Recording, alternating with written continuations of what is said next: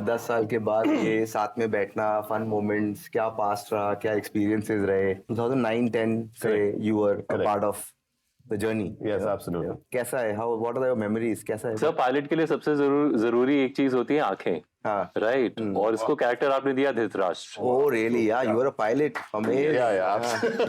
That's true. Oh, I forgot that. अच्छा। Yeah. लेकिन जब मैं आया था तो कंटिन्यूअसली 2 से 3-4 बार जब मुझे बुलाया गया ऑडिशन पर, तो बहुत ही एक रेस्टलेस फीलिंग थी अंदर, बिकॉज एकदम नया था, एक पायलट के करियर से शिफ्ट कर रहा था अपने आप को एज एन एक्टर, तो will I be able to do it और नॉट, ये क्वेश्चन मेरे दिमाग में था। फाइनली जब सिलेक्ट हुआ, इनिशियली इंप्रेशन ऐसा था कि मैं घर गया, मैंने अपने मॉम डैड को बोला कि I have made it, I have got a lead, and what's the characters name? Dhritarashtra. अरे बोले बना तो Dhritarashtra. The first impression was disappointment on their faces, because उनकी नजरों में अर्जुन, दुर्योधन, ये सारे वॉरियर्स, ये सारे हीरोज, ये सारे बहुत powerful characters, and my mother said you are too young to play a character of Dhritarashtra. So in that point I was thinking, मेरे अंदर काफी रेस्टलेसनेस थी कि मैं कर पाऊंगा या नहीं कर पाऊंगा। अब हमको होमवर्क देते थे, याद है कि कैरेक्टर का आप एक स्केच बना के लाओ and I will check. Remember we used to write our sketch के धृतराष्ट्र के रिलेशंस क्या क्या होते थे, and then used to check them like a teacher and used to give it to us. That helped along with Rajit sir's guidance, Shahnaaz Patel madam's guidance. I had the privilege of attending the classes every day for the next 8 months, including action training, horse riding, sword fighting. मुझे ऐसा कुछ सुना है मैंने कि तुम किसी लोगों से मिलने भी गए थे बात करने के लिए कि मैं आंखें कैसे यूज करूं। मैंने उस पे कुछ कहना चाहोगे? नहीं, मैंने सर ने बोला प्रिपरेशन करो, तो मैंने सबसे पहले तो I bought a book called C Rajagopalachari की Mahabharat. I read that entire book. I am not a reader, but वो बुक में इतना कैरेक्टर से रिलेटेबिलिटी थी, ब्रिलियंट थी। पढ़ी है मैंने वो, काफी हफ्ते तक मैंने वो पढ़ी। उसके बाद I started watching the earlier version of Mahabharat, सबसे पहले B R. Chopra's Mahabharat. I saw honest, तो मैंने उस दौरान 1988 में जो महाभारत में धृतराष्ट्र बने थे गिरजा शंकर, उनको चेज किया 3 महीने। I wrote to him on Facebook, sir मुझे आपसे 5 मिनट मिलना है, आपसे इनपुट्स चाहिए। 3 महीने बाद वो यूएस से आए, he give me time. Wow. I sat with him for 2 hours. उन्होंने अपने बॉडी लैंग्वेज, अपनी प्रिपरेशन कैसे की थी धृतराष्ट्र को, and he is a theatre actor. Yes yes. तो उन्होंने अपनी इनपुट शेयर किया, I started noting them down. उन्होंने लाइव मुझे वहां पर कैफे में बैठे हुए हम लोग, एक अंधा राजा बिना कहीं देखे कैसे चलता है, उन्होंने चल के दिखाया। Amazing. He did all of that for me. I know. I remember that. तो वो was very inspiring for me at that time. फिर दूसरी प्रिपरेशन ये थी कि I went to blind schools, saw a little bit of the blind children as to exactly कैसे उनके eye pupils बहुत हिलते कभी-कभी just to move your one head from one point to the other, keeping your eyes still. Even that was an exercise that I used to do. आँख पे पट्टी बांध के घर पे चलता था मैं, ताकि मैं अपने हाथों से महसूस कर सकूं टेबल कहाँ है, सोफा कहाँ है, and that helped me because set पर हमने वो एक सीन लिखा था ना, वो कि धृतराष्ट्र अगर इतना डेस्परेटली थ्रोन चाहता है जी, तो वो अपने कदम से तो माप लिया होगा, बाकी सेंसेस को इतना शार्प बना लेगा। हाँ, कि वो अपने कदमों से नाप लिया होगा कितने स्टेप पे थ्रोन है। एग्जैक्टली वैसा हमने एक सीन किया है। And in fact what was challenging was कि सीढ़ियां बिना नीचे देखे चढ़ते जाना है ऊपर तक, और उतने ही स्पीड से नीचे आना, बहुत जरूरी, without seeing down.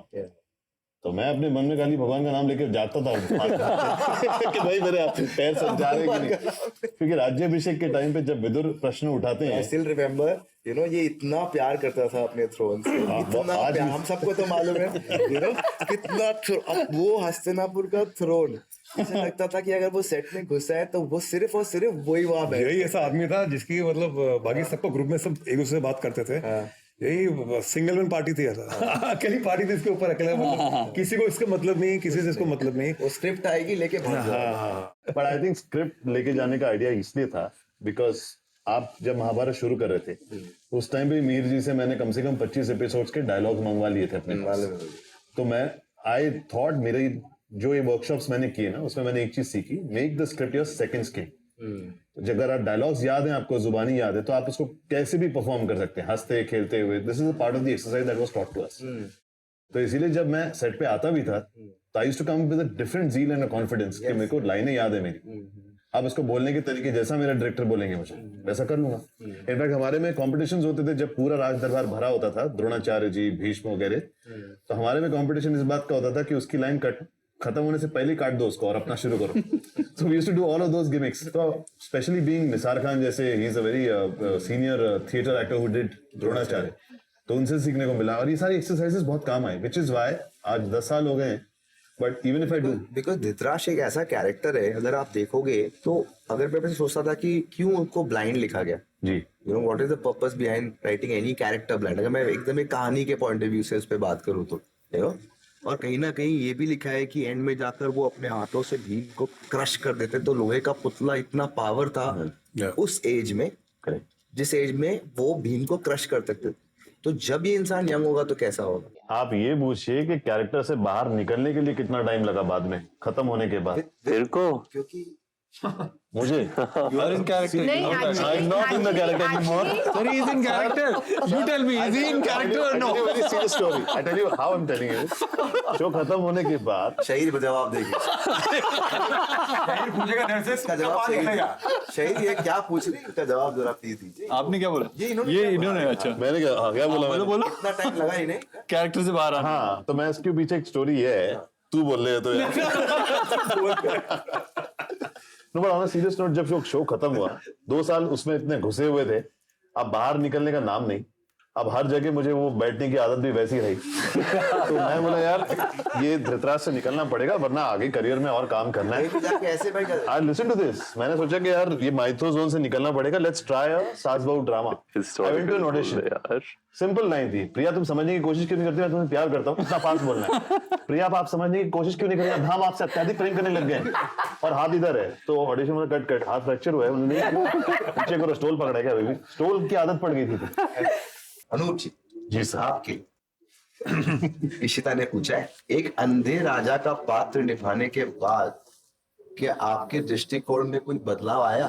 I don't know how to answer that because मेरे दृष्टिकोण में ऐसे कोई बदलाव नहीं आया, because I could relate with the character in such a way जो आज भी काफी रेलेवेंट है। आज के हमारे, मैं समझता हूँ आज जो भी जी रहा है, हम हर एक में एक धृतराष्ट्र का अंश है, वेयर वी वांट कि हम जो कमाए हैं हमारे बच्चों को मिले, एंड वो पर्सपेक्टिव के हिसाब से ही मैंने कैरेक्टर भी प्ले किया था। दृष्टिकोण इन टर्म्स ऑफ कुछ मायने में बदला, जैसे कि अटैचमेंट एक ऐसी चीज है जो मुझे नहीं रखनी चाहिए लाइफ इतनी, टू दैट एक्सटेंट जहां आप एकदम प्यार में अंधे हो जाते, whether it is you know with anybody for that matter, kids, spouse, not to an extent where it destroys you completely. ये मेरा दृष्टिकोण जरूर बदला है, ये बदला है एक्सपीरियंस। मेरे पापा कहते थे कि पूत कपूत तो क्यों धन संशय, पूत सपूत तो क्यों धन संशय। तो मैं पूछता था बचपन में मतलब क्या है इसका, तो वो बताते थे अगर बेटा अच्छा होगा तो उसके लिए क्यों पैसे बचा रहे हो, वो अपना कर लेगा, और अगर बेटा बुरा होगा तो बिल्कुल नहीं बचा। क्यों नहीं ना सब खत्म। Very good. तो आप जिंदगी में सामने वाले का कैरेक्टर बनाओ, करेक्ट। तो वो हमने थॉट में कृष्ण सीख में भी दिया था। वो दिया है, हाँ, दिया of था। course, अभी भी वायरल है। मटके वाले सीन क्या में। आप बोलोगे, हाँ, कि आप बच्चों के अंदर वैल्यू क्रिएट करो, कैरेक्टर बनाओ, टीचर को वो बनाने। Correct. Last I remember the scene जो मेरा सबसे क्लोज सीन है। There were 2 reasons. जब बच्चे गुजर गए और भीम आया है, मुझे भीम को हक करना है। There were 2 things happening at that time. A, the show was also coming to an end. 2 years of my time, energy, soul invested into a character like that, living on the set for 2 years. Suddenly सामने flashback आ रहे हैं कि अब show बंद होने वाला है, अगले हफ्ते जाना है छोड़ के सब। आगे क्या करूंगा लाइफ में पता नहीं, इसके बाद का काम क्या है मेरे हाथ में पता नहीं, नसीब में क्या है पता नहीं, घर की रिस्पॉन्सिबिलिटीज हैं, क्या करना है नेक्स्ट पता नहीं। All of those dilemmas were happening, plus the fact that everybody has gone. कई लोगों के ट्रैक्स खत्म हो गए थे, सब चले गए थे अपनी जगह। So this hugely affected my mind at that time emotionally, which is why when I cried when I was hugging Bheem, and after that cry was real. That cry was very real for me. मैं असली रो रहा था, मैं बाद में immediately पोंछ के दिखाता था कि हाँ कुछ नहीं हुआ है, हाँ ठीक हूँ मैं, because I could not show my emotions after the cut like that.